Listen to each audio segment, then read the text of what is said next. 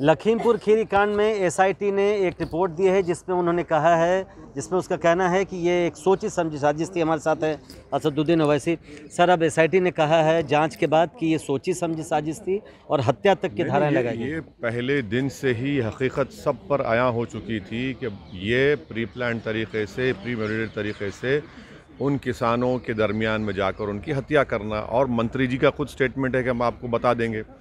तो अब जबकि इन्वेस्टिगेटिंग ऑफिसर ने ये बात कह दी है तो ये इसलिए उनको कहना पड़ा क्योंकि सुप्रीम कोर्ट इसको मॉनिटर कर रहा है। अगर सुप्रीम कोर्ट सुमोटो नहीं लेता तो मोदी सरकार, योगी सरकार इस मंत्री को और उनके बेटे को बचा लेती।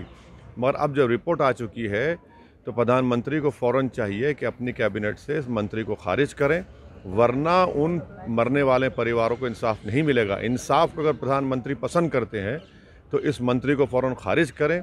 वो इसलिए भी नहीं करेंगे क्योंकि उनको उस मंत्री के कास्ट आउट चाहिए उत्तर प्रदेश के चुनाव में, तो उत्तर प्रदेश के चुनाव तक उनको इस्तेमाल किया जाएगा, मगर उससे इंसाफ सफ़र होगा और इंसाफ नहीं मिल पाएगा मरने वालों। लेकिन मंत्री कह रहे थे, आशीष मिश्रा जो मुख्य आरोपी है वो कह रहे थे कि वो तो वहाँ थे ही नहीं, उनको जानकारी नहीं थी इसकी। देखिए, अब जब इन्वेस्टिगेटिंग ऑफिसर की रिपोर्ट आई है तो ये इन्वेस्टिगेटिंग ऑफिसर अपनी चमड़ी को बचाने के लिए, वरना सुप्रीम कोर्ट इनको हॉल करता, तो इसीलिए वो सच्चाई को बयान कर रहे हैं।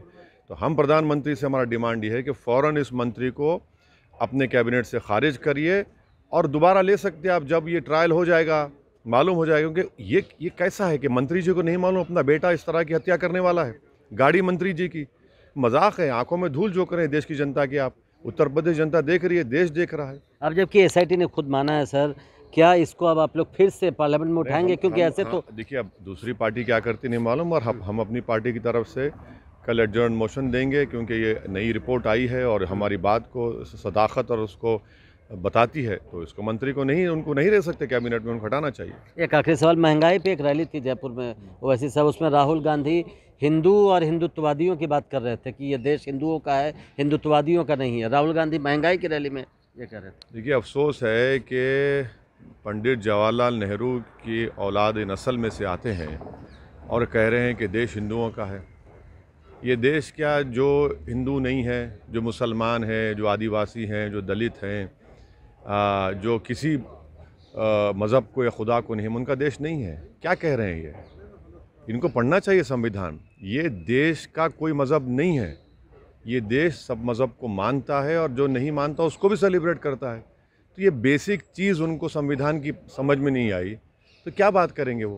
बहुत बहुत शुक्रिया। तो अब जबकि सोची समझी साजिश ये करार दिया है एसआईटी ने, तो अब जल्द से जल्द बर्खास्त किया जाए अजय मिश्रा को, और जो संसद में इस मामले को उठाएंगे असदुद्दीन ओवैसी, ये कहना है उनका। Prashant, ABP news, Delhi.